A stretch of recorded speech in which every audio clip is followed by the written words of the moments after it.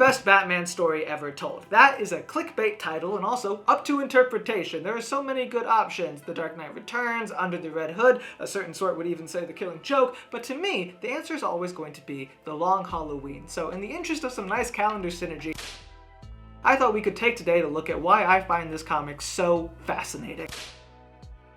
The Long Halloween is a 13-issue series from 1996 written by Jeph Loeb and illustrated by Tim Sale that is set in the same continuity as Frank Miller's Batman Year One. It follows a Batman early on in his career and sees the introduction of much of his rogues gallery, including the incident that would turn Harvey Dent into Two-Face. The majority of the plot follows his search for the mysterious new killer, Holiday, who, you guessed it, strikes on holidays. And no, it's not Calendar Man, he's here too, but we'll get to him. The more interesting question when looking at comics is always why? Why these characters? Why this story? In this case, Jeph Loeb says he was inspired by Mark Waid, who suggested fleshing out Two-Face's origin. So that is the lens we're gonna analyze this story through, because while the focus is on Batman, it's really a story about Harvey Dent, and as such, it's not surprising the central theme is duality. Essentially, Loeb and Sale take the core concept of Two-Face and expand it out to Gotham as a whole, begging three main questions. What would it actually mean to live two lives? Is it possible to balance life as a man and something more? And if so, how much humanity do you lose and what is the cost? If those questions sound like they apply to another fictional character you may have heard of, it probably won't surprise you to learn there's a fair bit of two sides of the same coin imagery in this one.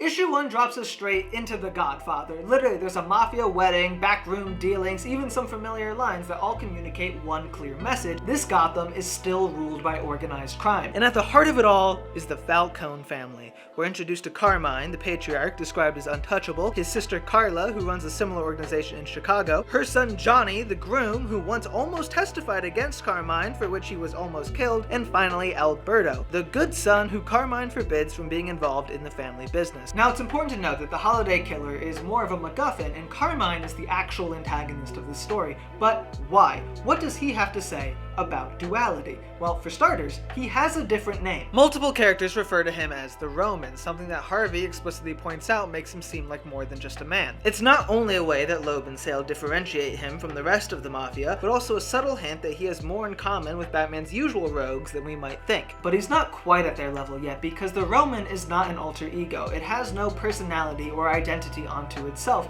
but crucially, at this point, neither does Batman. Bruce dons the iconic cowl twice in this issue, but each time it's for the express purpose of accomplishing something he's already failed to do as a civilian. First is investigating the Falcone mansion. But here's the thing, this book is about consequences. Trying to live two lives will have a cost. You will have to surrender some of your more human nature, which is represented through relationships. You want to get dressed up and investigate? You have to say goodnight to Selena Kyle. Obviously, this is funny because they're not actually saying goodbye for very long, but this idea isn't unique to Batman. We see a similar strain with both Harvey and Gordon, as all three men struggle to balance three different versions of home life with three different versions of crime fighting. It's no surprise they become the core trinity of the story, forming a pact early on to bring down Falcone once and for all. Gordon's only condition is that while they may bend the rules, they can never break them. In a bit of dramatic irony, Harvey agrees immediately. Bruce, however, hesitates, having vowed to never compromise on his mission, yet the Batman chooses differently. This is where we get to the second time he dons the cowl. Richard Daniel, chairman of the Gotham Central Bank, has agreed to help launder the Falcone money. Bruce Wayne has argued against it, but was turned down. So, he puts on the mask and is more successful. The consequence? Richard Daniel is murdered. A move that shocks everyone, and is explicitly shown to encroach on both Gordon and Harvey's home life. It's also seemingly what brings the Holiday Killer to town, as on Halloween night, Johnny is killed by a .22 Magnum with a baby bottle lid silencer and the calling card of a pumpkin left beside him. The reaction to this death is,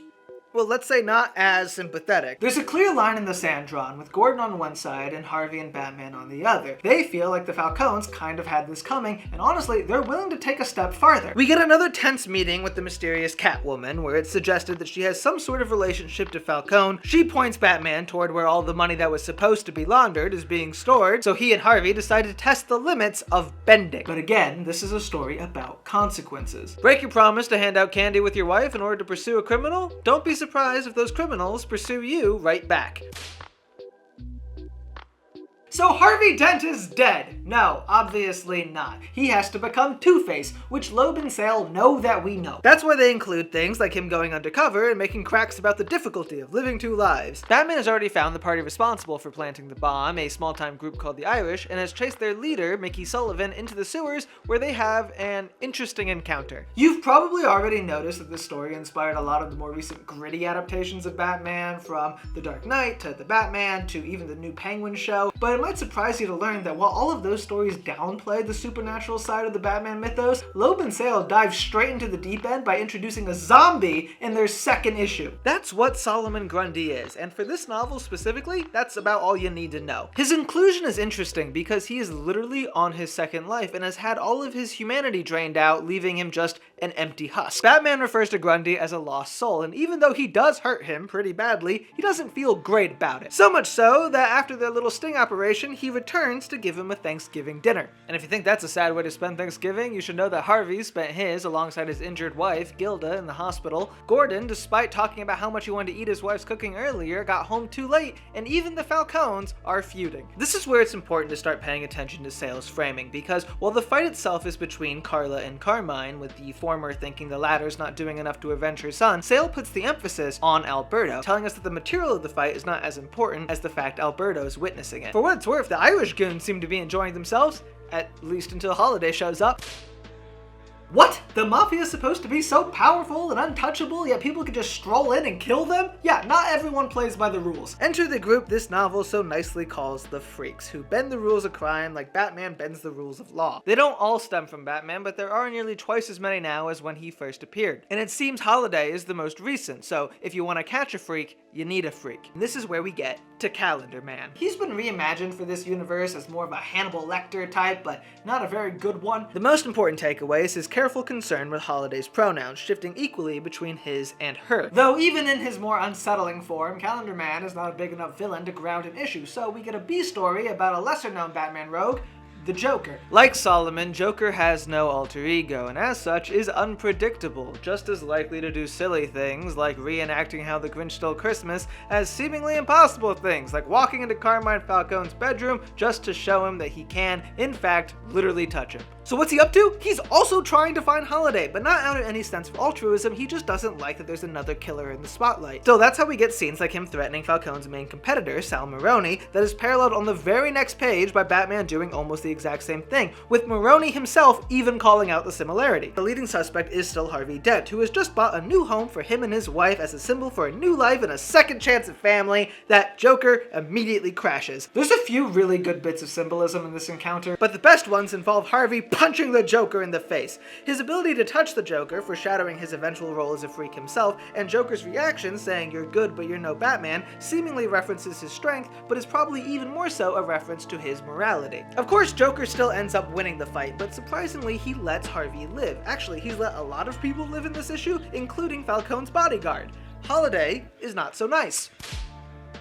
Remember when I mentioned two sides of the same coin imagery? Well, that is basically Chapter 4's favorite thing. We get some classic yin-yang imagery with Joker and Batman, as Joker seems genuinely confused on why Batman's upset about his plans to find Holiday. Said plan is just killing a whole bunch of people and banking on the fact that statistically likely one of them was Holiday, but technically that would solve both their problems. Back in the world of man, Harvey is working late in his office while Gordon and Barbara wait to surprise him at his house. Quick note, Barbara is also the name of his wife, and in this universe, the Babs that you're more familiar with is actually his niece, who, while never pictured, is currently babysitting their child. This comes up in a conversation with Gilda, where the latter confesses that Harvey has seemed very detached and distant recently, and wishes for something big to change in the new year. Ironically, back at the office, Harvey's lecturing his assistant on work-life balance. There's some more fun foreshadowing, but the important thing is that he's delayed when he learns that Bruce Wayne has a secret tie to the Falcone family. And that's not the only surprising connection, as it seems the two crime families aren't as intensive rivals as we've been made to believe. In fact, at that moment, Maroni and Carmine are sharing champagne at a New Year's party. Maroni remarks that whatever hurts one family hurts them both, because each one needs the other. Falcone, making the very fair observation that only his people have been killed, isn't so sure. Good old Carmine is getting a little paranoid, and if it wasn't for Alberto, doesn't think he'd have anyone he could trust. Unfortunately, Alberto goes missing that night. 6 days later, a body that's already been pecked apart by seagulls washes ashore with an eerie resemblance. Valentine's Day arrives in Gotham, and as you could probably surmise, none of our main characters are equipped to handle it. Harvey and Gordon both forgot to get their wives anything and are being held up all day waiting for Bruce Wayne to return to the mansion. Alfred tries to remind them that Bruce is a billionaire playboy who likely won't be home till morning, but to no avail, and they each get home too late. So what was Bruce actually up to? Well, he had a date with Selina Kyle, only he was late because he stopped to intimidate Carmine Falcone. Luckily, Selina was also late because she stopped to save Batman from getting shot by Carmine Falcone. Both characters start to wonder more about the other's other life, with Batman realizing that he only seems to see Catwoman when he's around the Roman, and Catwoman realizing that Batman is Bruce Wayne. This comes about after she scratches Batman's face. To my knowledge, the only time someone makes him bleed in the entire novel, and the second to last time someone's going to land a blow on him at all, making it one of the final showcases of the Batman identity being as quote-unquote human and touchable as Bruce Wayne. But that's not the only big twist in this chapter. We also learn that Harvey's assistant is on Maroni's payroll and that the holiday murders are escalating. This time, the killer has turned their attention to Maroni and kills not only all the guards outside the restaurant, who interestingly were also squabbling about relationship troubles, but also all of the Maroni men inside. But the greatest twist is that Bruce does in fact arrive home before morning and walks straight into the embrace of his true love, Poison Ivy. An all-out gang war is erupting into the streets as both the Maroni and Falcone families suspect the other one of harboring Holiday. Bodies are piling up, and some people seem more upset about it than others. To help turn the tide, the Falcone family is taking in new members. First is Carmine's daughter, Sophia, fresh from Gotham Penitentiary, not Arkham. She is the embodiment of traditional tactics. Her aunt Carla gives her the gun suspected of killing Alberto to use in a hit against Sal Maroni's safe house. However, Holiday beats them to it. Unbeknownst to her, Sal, still alive, watches from above and mistakenly thinks that she is Holiday. On the flip side of the coin, the other new hire is Poison Ivy. If freaks are the way of the future, then Carmine is determined to get one on the payroll. To that end, he has hired Poison Ivy to brainwash Bruce into getting the bank to launder their money. And yes, that means the most successful attack on Batman so far hasn't involved Batman at all. But the rescue does, because it's Catwoman who comes to set him free, literally demonstrating how having someone who can interact with both sides of your lives can help you retain your humanity. Funnily, the very next thing she does is turn on the bat symbol, highlighting a change in how the novel regards the dichotomy between Bruce and Batman. The latter is not just a mask anymore, they are two distinct identities, Bruce being the fragile one who has to reckon with human emotion, and Batman being the enigma who is free from those burdens. As Batman becomes more and more of a myth in his own right, it's only fair to compare him more explicitly to the Rogues. Hence this issue, which is basically a game of popcorn deduction between Batman and Riddler. The most recent freak under Carmine's employ, Riddler has been hired to uncover Holiday's secret identity. Interestingly, both of his guesses are female, starting with Catwoman and then moving to Carla. Whereas both of Batman's theories are male, starting with Maroni and then moving on to Calendar Man, because yeah, it's worth considering. But it's actually Alfred who suggests that the overwhelming amount of evidence still points to Harvey Dent, who, it just so happens, has just arrived at the exact opposite conclusion and is getting everything together to go and arrest Bruce Wayne. Meanwhile, Nigma is... let's just say that Carmine isn't satisfied with his theories. In a last-ditch attempt, he moves on from his insistence that the killer is a woman and focuses entirely on the more recent murders of Maroni's men to implicate Falcone himself. Though the greatest piece of the puzzle comes at the end of the chapter, where Holiday corners him, but in true April Fool's Day fashion, doesn't kill. We're back to basics, which means we're back to playing the pronoun game with Calendar Man. He's still not totally helpful, instead choosing to focus on things like Harvey being a Gemini, but this time Batman realizes he's being toyed with. There's no time to get to the bottom of that, however, because this is Arkham and they're due for their regularly scheduled breakout. Specifically, Jonathan Crane, aka Scarecrow, is on the loose. This is the perfect vehicle to illustrate what I was saying before about how the Bruce and Batman identities reflect different sides of the character. Because Batman is the one to get hit with the fear toxin, but Bruce feels the effects. The next time we see him, he's in his civilian outfit and reeling from the memories of his parents' murder. It's this delirium trapping him in this fragile form that allows the police to finally arrest him. If you're wondering what Holiday was up to as Gordon and Harvey chase down perhaps the worst potential suspect ever, have no fear. Sophia, of all people, is actually doing good detective work with a light sprinkling of murder. She tracks down where Holiday's been getting their guns, but once again arrives moments too late. Second only to relationship problems, it seems the greatest threat facing these characters is daddy issues, most of which stemming from a single instance in Bruce's childhood. Alfred is put on the stand and reveals that Carmine's father, Vincent Falcone, once arrived at the door of Wayne Manor after Carmine had been shot. He pleaded with Thomas Wayne to save his son in return for any favor he could want, though Alfred insists that Thomas never took him up on it. The shooter was Sal's dad, Luigi Moroni, who is still kind of peeved that 5 shots to the chest wasn't enough to finish the job. His introduction brings the earlier Godfather imagery full circle. There's more familiar lines and a death that is particularly similar to Vito Corleone's, only not as natural. Just like how in the film, Vito's death signifies the end of an era and a literal new dawn rising, Luigi's death marks the beginning of the end for organized crime in Gotham. It's echoed both by the reveal that Carmine was the one who freed Scarecrow and Mad Hatter, and by Harvey getting his signature coin. We get the darkest look into Harvey's mind yet, as Sale draws him halfway obscured in shadow, still reeling from Bruce Wayne's quick acquittal and a visit to his own father, who is apparently insane. But he's not the only one having a bad Father's Day. Selina spends it watching Falcone from afar, Sophia tries to have a moment but is rebuffed, and Gordon arrives home too late to get his son's present. Even Alfred questions if he could have raised Bruce better, though perhaps no one is doing worse than Sal Moroni, who has Harvey's assistant call him back into his office so they can finally talk about taking down Falcone.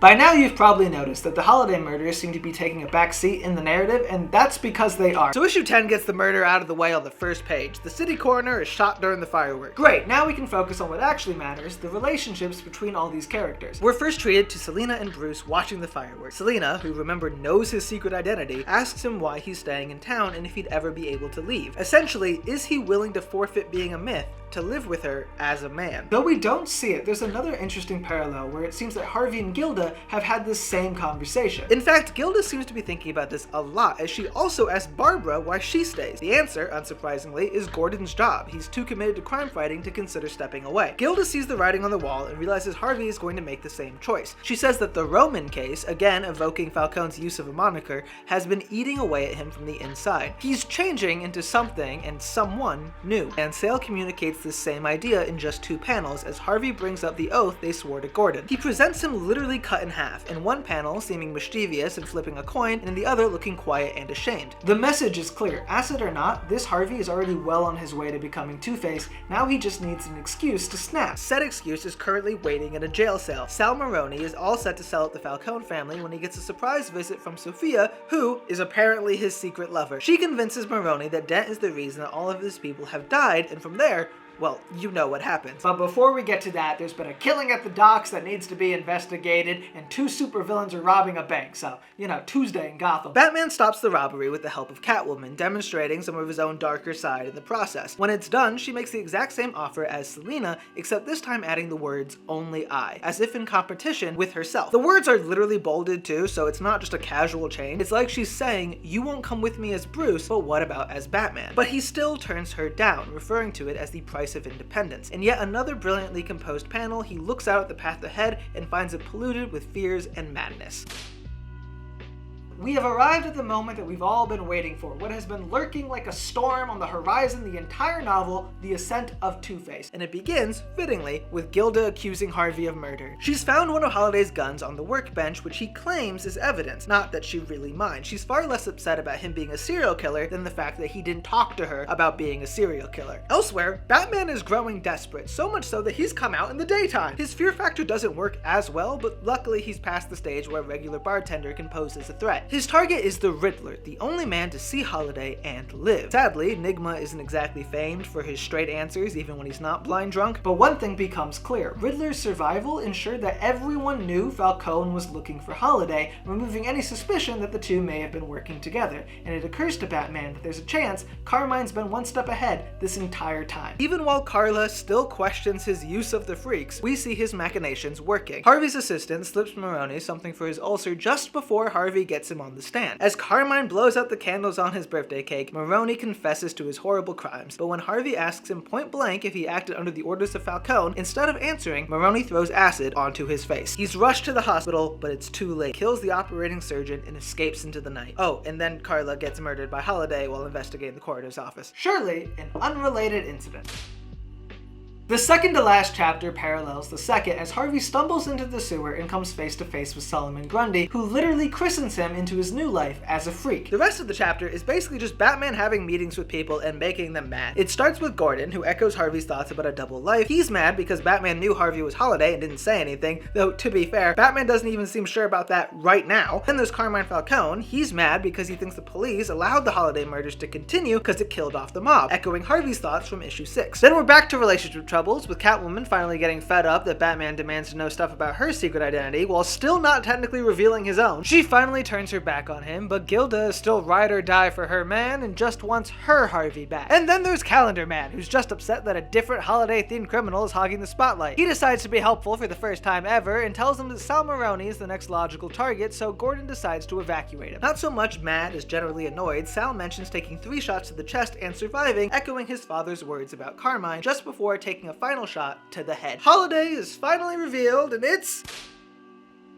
Alberto Falcone. And if that's not a good enough twist, turns out Sal was less getting evacuated and more being used as bait. The guard escorting him was Batman, and he makes quick work of Holiday. Almost too quick of work. Bruce's guilt over suspecting Harvey mingles with the vow he made to his parents, and Gordon has to plead with him to show restraint. Eventually, the Batman who agreed to his one condition wins out, and Alberto is arrested. He gets some insight into his obsession with holidays. Apparently, his birthday is on one. Specifically, it's Valentine's Day, and similar to the lie Alfred told Gordon and Harvey earlier, Carmine always had business to attend to that day. This is also where we see the theme of the novel stated the most explicitly, with Alberto saying, "You thought Gotham City was synonymous with organized crime, but Gotham has changed. It doesn't want your kind anymore. Now look at me, I'm bigger than all of you put together. I am Holiday." Neatly summarizing what has taken me far too long to say, but again, this idea permeates throughout the entire novel. It goes far beyond just Holiday. So we see the natural conclusion as Harvey breaks everybody out of Arkham except Calendar Man and strolls straight into Carmine's office for a nice splash page. The freaks are here and they're in charge, but Falcone's not going down without a fight. For a moment, it's chaos. Batman arrives and fights through all of his rogues, now including Catwoman, but when the dust settles, it's just him and Two-Face. He's holding Falcone hostage and ranting about how the justice system doesn't work.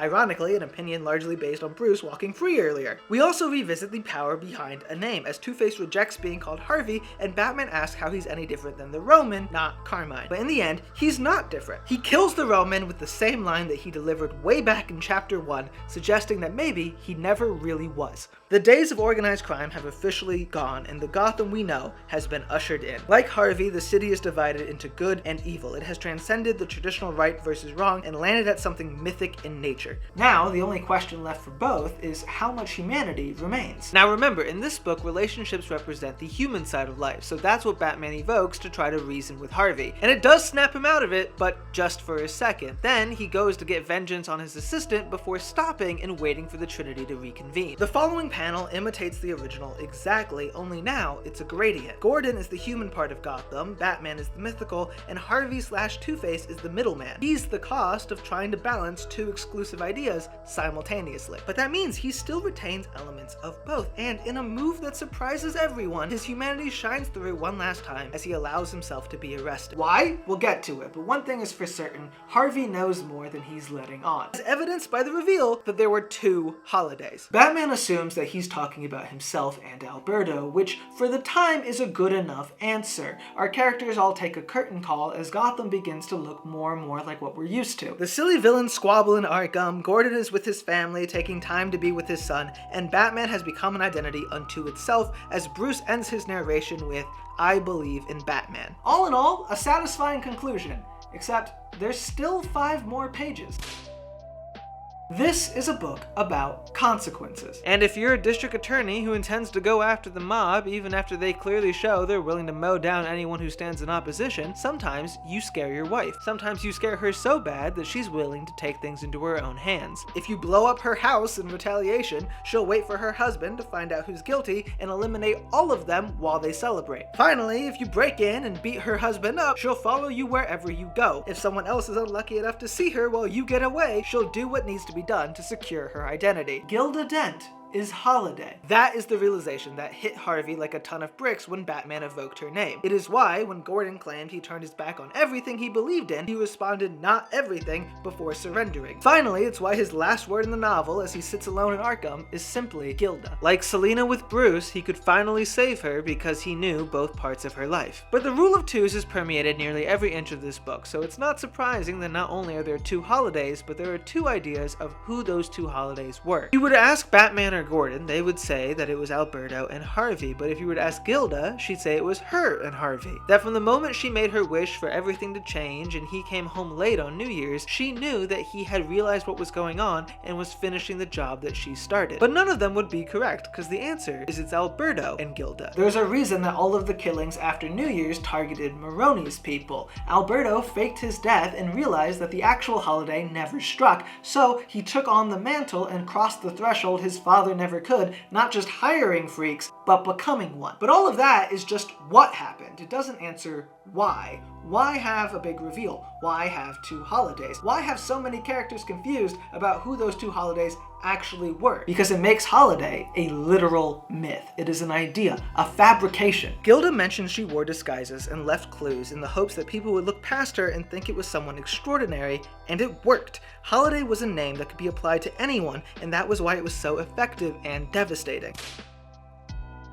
So, what was the Long Halloween? Like, the actual name? Like, why is it called that? Well, in the book, it's the name that Falcone's people used to refer to the year-long gang war with the Maronis since the first shot was fired on Halloween. But why did Loeb and Sale choose that holiday? Honestly, I think it's because it's the one where you wear masks and pretend to be someone else. The Long Halloween refers to the state of Gotham as the freaks ascend to dominance. It refers to the fall of Harvey Dent into Two-Face and the ascent of Bruce Wayne into Batman. It took the core concept of Batman, that he is a man trying to wrap himself in the extraordinary, and extrapolated it across the entire world he lived in to ask the question, was it worth it? For that reason, personally, I will always consider it the best Batman story ever told.